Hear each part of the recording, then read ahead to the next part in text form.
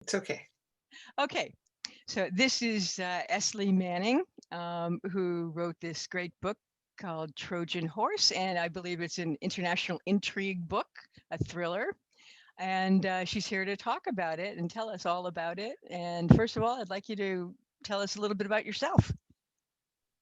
Oh, hi. Yeah, this is well, I am a former attorney, a reformed attorney, I like to think of it. And I've been writing most of my life, but I've written a couple other books that are never going to see the light of day. But this Trojan Horse, I've always been interested in espionage. This is an espionage thriller. I've been interested in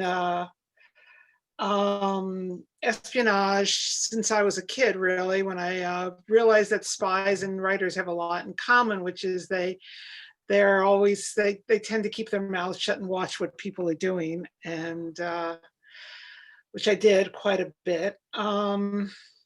And I like the whole idea of worlds within worlds where there's things going on that people don't know what's happening. The Getting the book published was sort of a 15-year ordeal. I wrote the first draft in 2006. It was 850 pages. Which was a little bit long, and I cut it in half. And then 10 years later, I got a contract for it, and then that fell through. And then last summer, I rewrote it and got the contract to publish it with Encircle Publications. And I currently live in Vermont with my husband, 2 cats, and spend all my time writing. Wow, that's 15 years it took you. Yeah, 15 years. I mean, I've written other things before and after, but this is, I really like this book, and I really believed in it. And so far, I've been really pleased with the reception. I've gotten some really wonderful reviews, and I think it's a good book. Great. Completely unprejudiced. Fantastic. I was wondering if you could go ahead and give us a reading of some of it.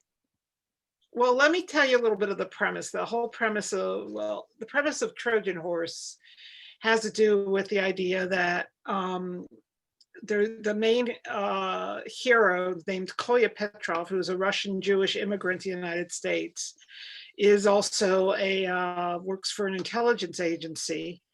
And his agency is trying to track down a Romanian neo-fascist. And they come up with a brilliant idea that, without telling him that the best way to do it is to stop the Romanian neo-fascist, is to feed him false information through letting him kidnap one of their agents, and they choose Kolya for the honor. And so the passage I was going to read, Kolya is gone to New York with a friend and for what he thought was a routine job, and while there, he was basically ambushed. His friend was wounded, and he's in the middle of a gunfight. So I thought, I'm going to just read you the part that's in the middle of the gunfight, and go from there. He didn't feel pain from the bullet that hit the side of his right leg several inches above his knee, but he felt the impact.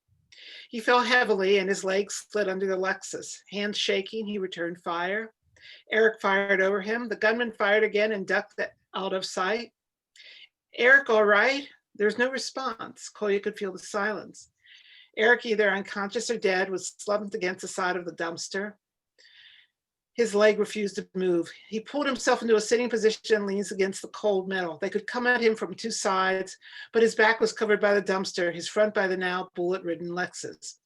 His upper right leg throbbed, and blood spread across the dark fabric of his jeans. His short grace period was ending, and the pain starting to build. He took deep breaths to stop his hands from shaking. This block was commercial, but there had to be apartments close by. It was Manhattan. There were apartments everywhere. It had only been a few moments at most since the encounter had started, but someone must have heard the shots. Help would come. He had ammunition, could hold them off. Unless, dizzy and nauseated from the pain and loss of blood, he passed out before help arrived. He put his head down to his knees. Footsteps approached from the far side of the dumpster. He straightened and steadied himself to shoot. The footsteps retreated. He touched the side of his jeans and his hand came away red. He stripped off a strip of his jacket lining and bound it tightly around his wounded upper leg.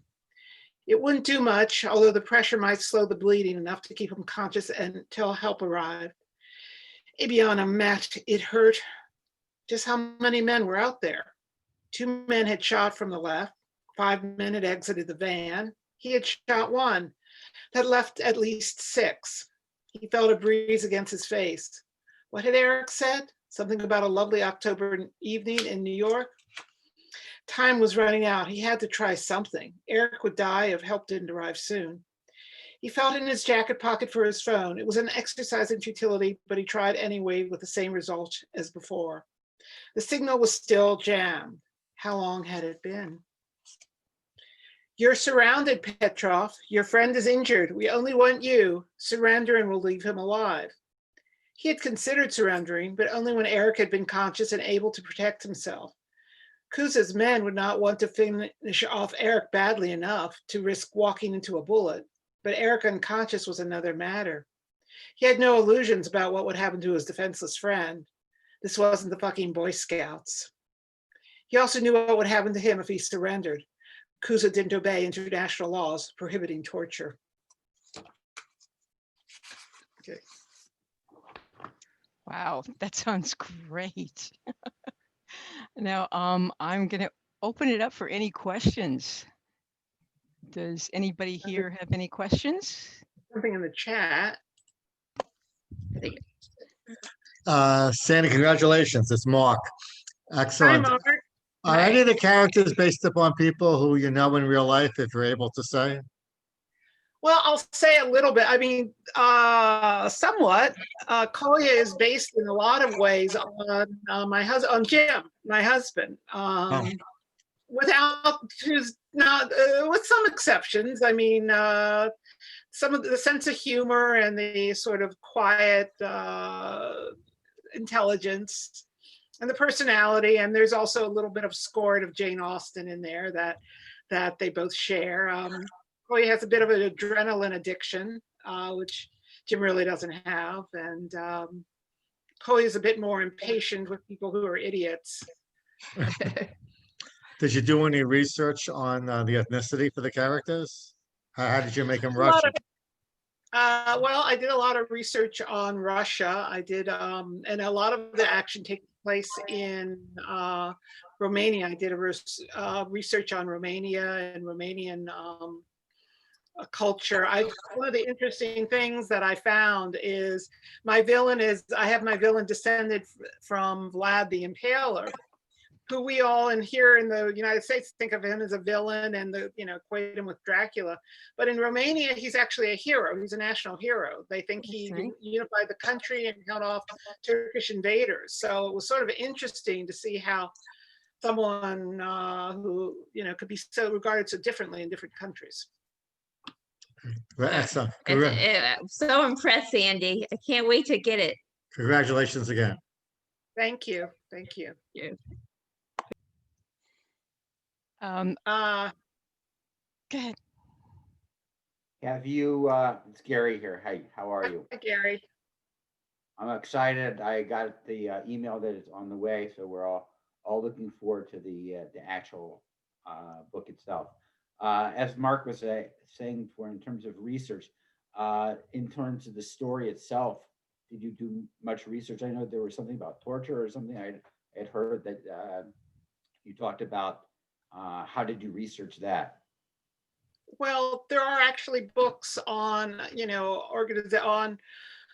there's unfortunately a lot of countries that still employ torture for political reasons. And there's books about it. So I got a couple books and read up on what is done in those kind of countries. And I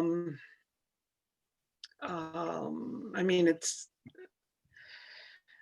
and tried to figure out what would be done by somebody who was trying to who thought torture was fine and was trying to extract information would do. I also, the first draft of this, which I finished in 2006, was before the internet was quite what it is now. And so I had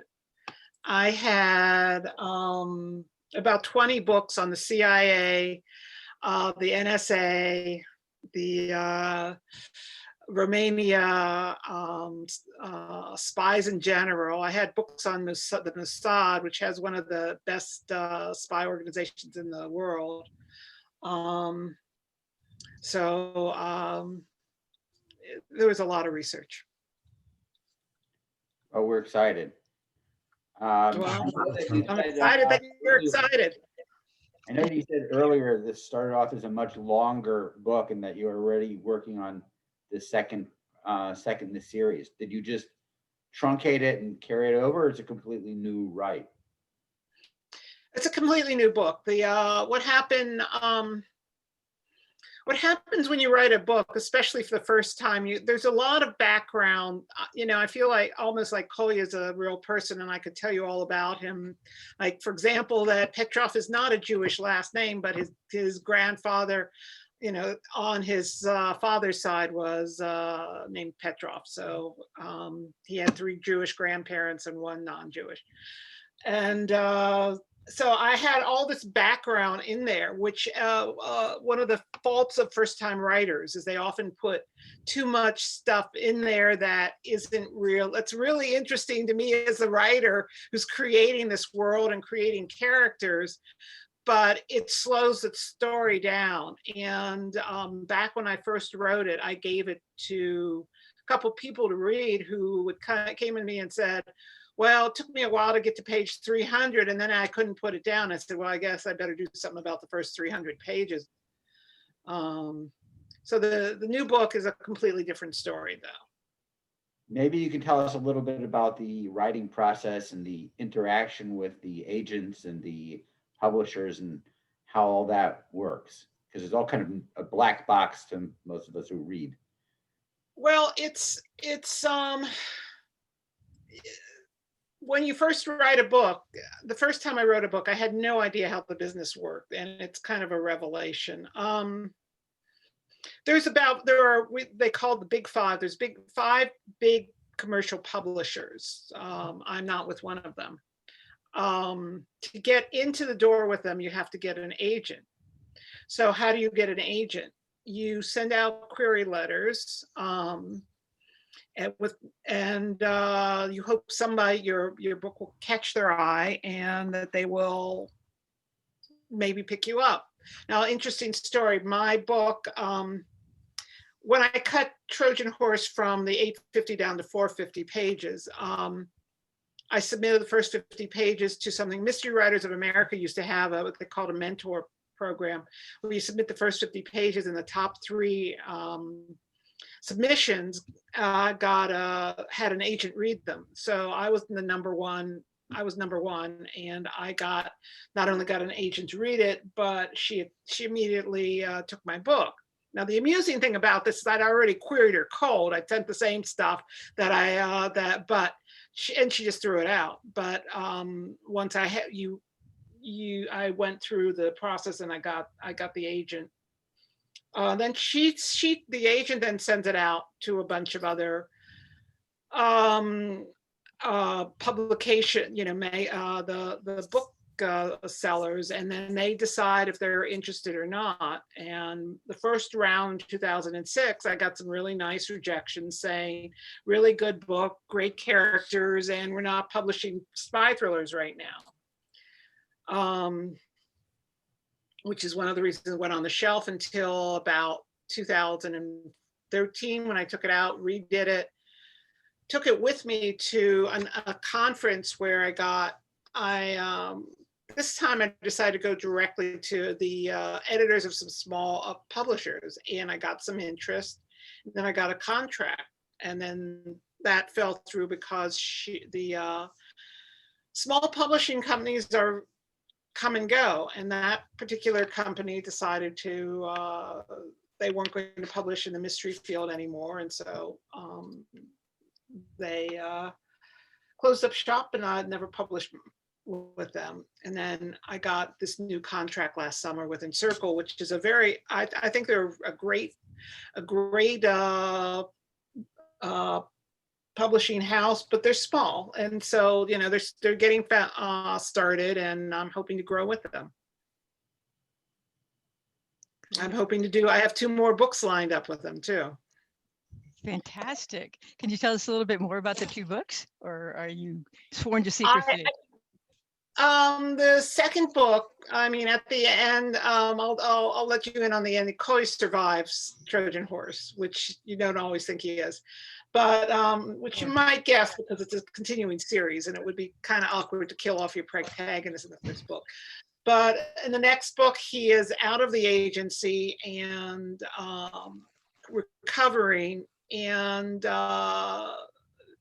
his former best friend, Dmitry, from his days in Russia, who was involved with the Russian mafia, holds the key to finding someone who had smuggled a poison called Novichok into the United States. And he refuses to help help the United States unless he works with Korea. So they drag him back in. Context. Or can I ask a question? It's raining, you can't do it. Mark, come here a second. Sandy? Yes. Oh, hi, it's Cheryl. I see you. Very impressed, first of all. Did you have any alternative endings before you decided on this one? Well, I mean, you know, I for this book, I mean, not really. All right, okay. Not I really. can't wait to get it. Very proud of you. And I want to do a shout out. Deirdre, that down there right in front of the book and the fireplace, is the fabulous artist who created this cover. She Oh, worked wow. so- Wow. Very impressed. Where is she located? Where are you located? I live in the Colorado Rockies. Oh, okay. But I'm, actually, I'm OFD. I don't know if anybody knows what that means, but it means I'm originally from Dorchester. I was born in Boston, Massachusetts. So, Okay, I hear the accent. Very so I'm nice. an East Coaster, but I live in Colorado, and so yeah. So I was so excited when I got to design the cover. I'm gonna even put the book on here. I just finished it myself. My husband read it first. He got to read it first, and he loved it, and I loved it. It's such a good book. And so when I read the materials on it at the time when I was working for that other publisher, it was one of the best books that had come across my desk. And so I was so excited to do the cover. I'd never done an espionage book. I was like, yes. And so I do the cover. I get lovely emails from Sandy. She's thrilled. And then, you know, unfortunately they folded that line. So so then when she actually came to Ed and I, she said, oh, so what happens? We can actually put this book out. So I'm very sad that the other company didn't do it, but not so sad because I'm thrilled that we got to. So it's such a great book. The odd thing is that I'm not sad at all, because I did a rewrite. I actually like this version. I did a rewrite last summer that I like, and I like this version better than the one that would have come out with the other publisher. One of the things that for example, some of the stuff that is in it now, they made anti-Semitism a much bigger theme because I've become more aware and it's become a bigger problem in the United States. And I think it needed to be, especially with the rise of more Nazi types. So I put that became a bigger part of the book. And because they had wanted me to cut it down I had cut it down to, I think, 83,000 words. And I thought it lost some of the other richness of character and interaction. So it's now about 99,000 words. When's the movie coming out? I don't know. It would make a great movie or a series. What? Or a series. It would make a great, there's all these great the series would be better. cinematic series out there now. Did you have a good editor, or did you do all of the editing yourself? The majority of the editing I did myself with the help of this fabulous PhD in English from Columbia, who's in the hall listening to me right now. And a lot of input also from my kids, who also read it and made comments. But mostly it was an in-family affair. I didn't yet have and then, I mean, there's a little tidying up to do, but very little editing once it at Encircle. Almost none, actually. That's great. No, we didn't have to do much at all. Are there any groups? Basically a spell check. Are there any groups at all that That's what we you had to work with then? No groups at all? Like Well, critique groups or? I had a critique group at one point, but at this point I'm in Vermont and it's a pandemic. I'm not doing that. And then the problem with critique groups is, unless you're writing the same thing, what they tell you isn't necessarily helpful. Yeah, that's true. And if someone's writing romances and they're and they're reading my book, I'm not sure they're going to have that many concrete suggestions about what I should do. I am a member of Sisters in Crime New England, Mystery Writers of America, International Thriller Writers, but I don't really, have exchanges of material. Who decides how many copies you're going to print? Well, it's a print on demand. So that's why it's probably taking a little longer to get to you. Which is, so, I mean, I can answer that if you like. Sorry? I said I can answer that if you like. Okay, go ahead. Yeah, we have found we use a service that is print on demand, and so basically the book is printed when you order it. Now, in Sandy's case, she's selling enough already, believe it or not, that they'll more than likely Amazon is pre-printing copies now. So they're not a ton probably, but they'll have a handful on hand so that they can send them out a little faster. The only problem that's happened now is because of the pandemic, big publishers are doing things differently. They've had to put some things off inevitably, unscheduled basically, and they don't know when they're going to get to them. Other things they're printing differently, and they're coming to the print on demand services and stepping into line in front of the small guys. So some of the reason that it's taking longer for our books to arrive to readers is because we've now got to wait in line behind them for their orders to get printed before our orders get printed. So unfortunately, there's not a lot we can do about it. We've tried to tweak some things about it, but they are getting a little better in now.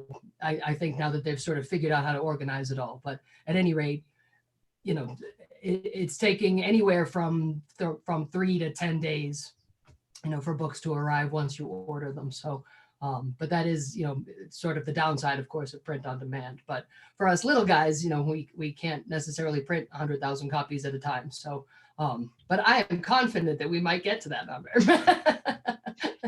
And as I mentioned before, you could get them at Annie's. That's right. So you don't have to wait at all. You can go right over to Annie's bookstore and get it right now. I have to admit that I tell a lot of people, I just did a podcast for someone 2 days ago, and I was saying, well, you can go look at the book on Amazon and go order it from a bookstore, please. There's Excellent Annie. idea. Yeah, There's some bookstores. I want to support as many bookstores as I can, and it's so difficult in these times with the pandemic. Yeah, and the independent bookstores are really, the best place to go, I think, all the independent bookstores. Definitely true. That's how I've ordered all of my books since March. I go down to my local bookstore or I email him. He orders them in for me and then he mails them to me because I'm trying to support the USPS at the same time. Yes. Well, I have to say, my fantasy about doing when my book came out had not been to be in the middle of a pandemic. I have a van. I was going to paint this beautiful cover on the side of the van. I was going to drive from city to city, going to bookstores, doing events, and I had this vision of spending 3 months on the road, going all around all the country, see all my cousins everywhere, and it was this lovely little fantasy. But maybe the next book. Yeah, book 2, you'll just do one side Trojan Horse and the other side book 2. There you are. I hate to give up this cover, but you're going to have to do another fabulous one. No pressure. No pressure at all. Excellent. Anybody else have any questions? So are you more of a plot writer or a character writer?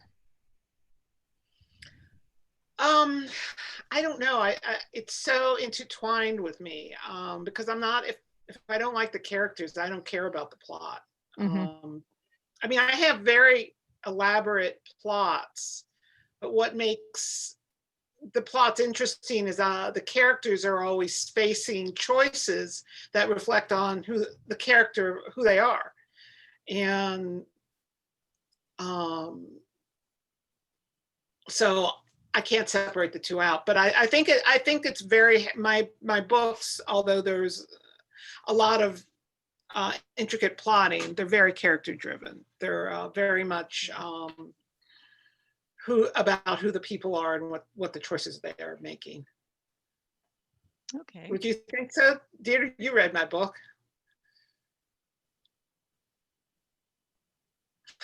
Not yet.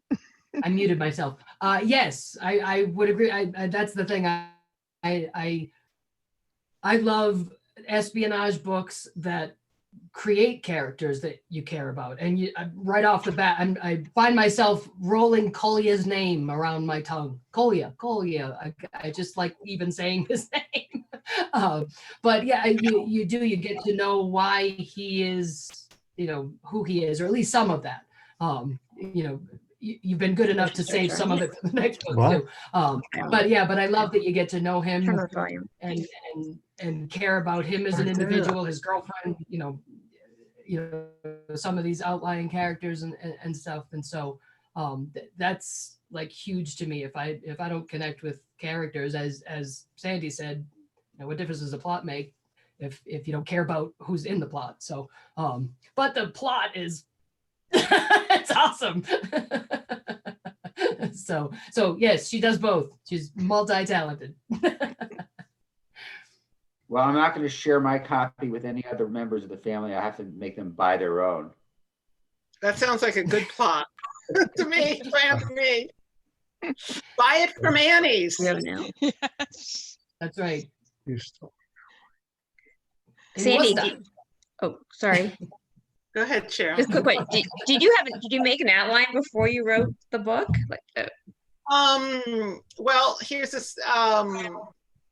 There's actually a pre-story to the writing the book. I tried writing it first without an outline, got 100 pages in, wrote myself into a corner, didn't know what I was going to do, and then threw it on the shelf for 3 years. Came back, threw out everything but the first 25 pages and did an outline. And then